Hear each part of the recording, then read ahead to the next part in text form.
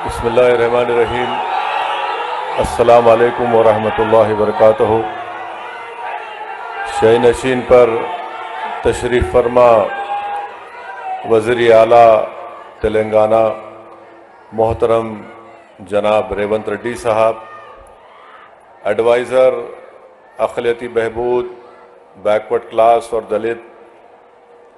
जनाब मोहतरम मोहम्मद अली शबीर साहब, नौ मुंतखब शुदा रुकन पार्लिमान जनाब यादव साहब, मेरे तमाम मजलिस इत्तेहादुल मुस्लिमीन के अराकीन असम्बली व रुकन क़ानून साज कौंसिल और तमाम दीगर सियासी पार्टियों के ज़िम्मेदारान, मैं सबसे पहले अपनी जानिब से और हैदराबाद की पार्लियामेंट की आवाम की जानिब से जनाब रेवंत रेड्डी साहब का, वज़ीर आला का, हैदराबाद के इस क़ल्ब में, हैदराबाद के इस दिल में हम आपका खैर मुक़द्दम करते हैं, आपका वेलकम करते हैं। और मैं ये बात, हमारी पार्टी ने ये बात ऐवान असम्बली में कही है, मैं दोबारा इसको दोहराना चाहता हूँ कि तेलंगाना की आवाम ने एक फ़ैसला दिया है और तेलंगाना की आवाम ने जनाब रेवंत रेड्डी साहब और उनकी पार्टी को इख्तियार दिया है। हम उसका एहतराम करते हैं और हम उम्मीद करते हैं कि वो अच्छी तरीक़े से जो आवाम को वादे किए उसको पूरा करेंगे। मुझे यकीन है कि उन वादों को पूरा करेंगे। और मैं मोहतरम वज़ीर आला को ये बात बताना चाहता हूँ कि आपके पास 5 साल का मैंडेट है, आप इत्मीनान से, आराम से अपना काम करिए और हम भी अपनी तरफ से आपको पूरा ताउन देंगे ताकि तेलंगाना और मजबूत एक रियासत बन सके। हमारी ये कोशिश होगी कि तेलंगाना में जो अमन बरकरार है पिछले 10 साल से, इंशाअल्लाह ताला उस अमन को हमको और मजबूत करना है। और एक बात याद हम सबको रखना है कि जितना अमन मजबूत होगा उतनी ऊंचाइयों पर तेलंगाना को आप और हम और रेवंत रेड्डी साहब लेकर जा सकते हैं। चौथी बात मैं ये कहना चाहूँगा कि हमको ना सिर्फ अपने वतन अजीज़ को बल्कि हमारी रियासत को फिस्ताई ताकतों से बचाना है। फ़िरक़ा परस्ती और ये नफ़रत का जो माहौल पूरे मुल्क में आज है, उस नफ़रत के माहौल को हमको रोकना है। और तेलंगाना में एक भाईचारगी का माहौल है और आप और हम जानते हैं वो कौन सी ऐसी ताकतें हैं जो आपके और हमारे दिलों को तोड़ना चाहती है, जो हमारी इस मोहब्बत की तहज़ीब में जहर भरना चाहती है। तो हमको और आपको कोशिश करनी चाहिए कि जो नफ़रत आमेज़ बातें हैं, जो लोग दिलों को तोड़ने की बात करते हैं, जो लोग घरों को तोड़ने की बात करते हैं, आपको और हमको मिलकर ऐसी ताकतों को कमज़ोर करने की ज़रूरत है। और मजलिस शुरू से कोशिश करती आई है कि ऐसी ताकतों को कभी भी किसी मुकाम पर इख्तियार ना मिले। तो मैं अपनी जानिब से चीफ मिनिस्टर को ये बता रहा हूँ कि हम चाहते हैं कि ये नफ़रत ख़त्म हो, मोहब्बत आम हो और लोग आपस में सुकून से ना सिर्फ तेलंगाना में बल्कि अपनी ज़िंदगी को गुजार सकें। मैं आज आपको बात बताना ज़रूरी समझता हूँ कि चीफ मिनिस्टर बनने के बाद जब मेरी वज़ीर आला से बातचीत हुई, मैंने उनको मुबारकबाद दी। उसके बाद मैंने उनसे कहा कि पुराने शहर में हल्क़े असम्बली याक़ूतपुरा में 3 रोड वाइडनिंग करवाना है और बहादुरपुरा असम्बली हल्क़े में इंजन बौली में बस डिपो से लेकर वट्टेपल्ली की मंदिर तक, याक़ूतपुरा में शेख फैज़ कमान से डबिलपुरा ब्रिज और दूसरा नागाबोली की रोड और तीसरा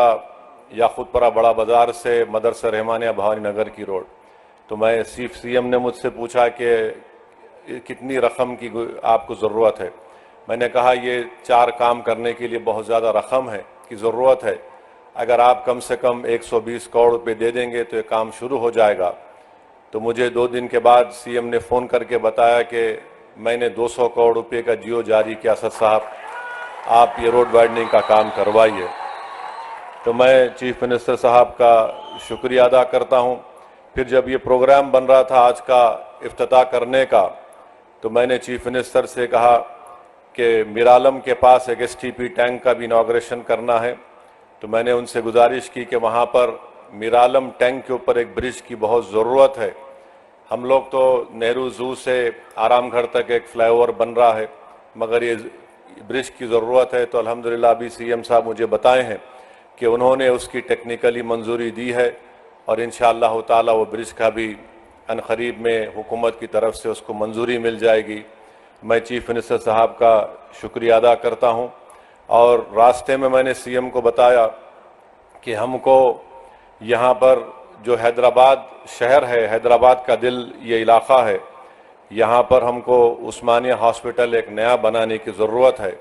تو میں پھر سے CM صاحب کے درمیان میں، عوام کے درمیان میں کھڑے ہو کر آپ تمام کی طرف سے یہ گزارش کروں گا کہ عثمانیہ ہاسپٹل کی ایک نئی بلڈنگ بنائی جائے، اور جو جیل ہمارے پاس ہے چنچل گڑھ کی جیل،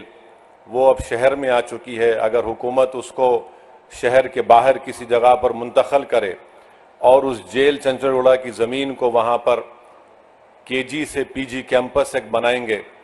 تو اہلیان حیدرآباد کے پارلیمانی حلقے کے لوگوں کو ایک بہت بڑا اس سے فائدہ ہوگا، اور ہمارے اس پیٹلا برج پر ایک سٹی آرم ریزرو ہے، اس کو بھی شہر حیدرآباد سے باہر اگر لے کے جائیں گے تو اس زمین کو بھی آپ استعمال کر سکتے ہیں۔ تو یہ میں امید کرتا ہوں کہ چیف منسٹر اس پر غور کریں گے۔ اور آخر میں چیف منسٹر صاحب، آپ نے DSC کا اعلان کیا، میں آپ کا شکریہ ادا کرتا ہوں۔ اردو میڈیم کے پوسٹ کو اگر آپ ڈی ریزرو کریں گے تو اس سے جو بچے اس ڈی ریزرو اگر نہیں کریں گے تو کئی پوسٹ خالی جائیں گے۔ جو کانسٹیٹیوشنل پروویژن ہے اس میں ریزرویشن کرنا پڑتا ہے، حکومت کے پاس ایک اختیار ہے کہ اس کو ڈی ریزرو کرے، تو جو دوسرے بچوں کو بھی اردو میڈیم پوسٹ کا فائدہ ہوگا۔ اور آج چیف منسٹر حلقہ اسمبلی کاروان میں 20 کروڑ کی لاگت سے ایک ٹیمرس کے اسکول کی بلڈنگ کا بھی افتتاح کیے، میں اس کا بھی شکریہ ادا کرتا ہوں، اور ہم وزیر اعلیٰ سے امید کرتے ہیں کہ آپ ان تمام کاموں کی طرف آپ نظر ثانی کریں گے۔ اور مجلس اتحاد المسلمین کی جانب سے میں وعدہ کر رہا ہوں کہ چیف منسٹر کا جو ایک ڈریم پروجیکٹ ہے موسی ڈیولپمنٹ کا، آپ اس میں جہاں کہیں بھی آپ کو ہماری پارٹی کی ضرورت پڑے گی، ہم بھی چاہتے ہیں کہ موسی ڈیولپمنٹ کا پورا کام آپ کے ٹینیور میں مکمل ہو،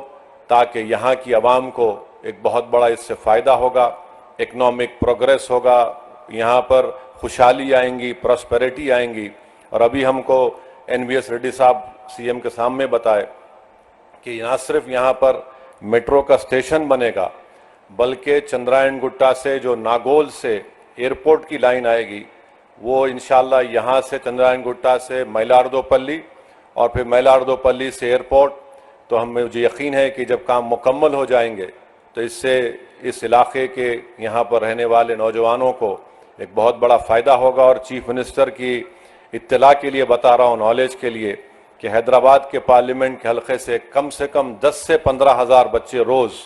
ہائی ٹیک سٹی کو جاتے، اور رات میں آتے، اس میں ہماری بیٹیاں بھی ہیں، نوجوان بچے بھی ہیں۔ تو میں CM کا، جناب ریونت ریڈی صاحب کا دل کی گہرائیوں سے آپ کا ویلکم کرتا ہوں، اور مجھے یقین ہے کہ انشاءاللہ تعالی 2028 سے پہلے آپ آ کر آپ اور ہم اس ٹرین میں بیٹھ کے آئیں گے انشاءاللہ تعالی، جبلی بس سٹینڈ سے لے کر یہاں تک انشاءاللہ، کیونکہ ایئرپورٹ کا کام تو لمبا ہے، مگر مجھے یقین ہے کہ وہ کام بھی پروگریس ہوگا۔ میں جانتا ہوں ریونت ریڈی بڑے ضدی آدمی ہیں، اور ان کی ضد ان کو یہاں تک لے کر آئی، اور ہم بھی، ہماری پارٹی کے لوگ بھی سر پھرے ہیں، مگر عوام نے ایک فیصلہ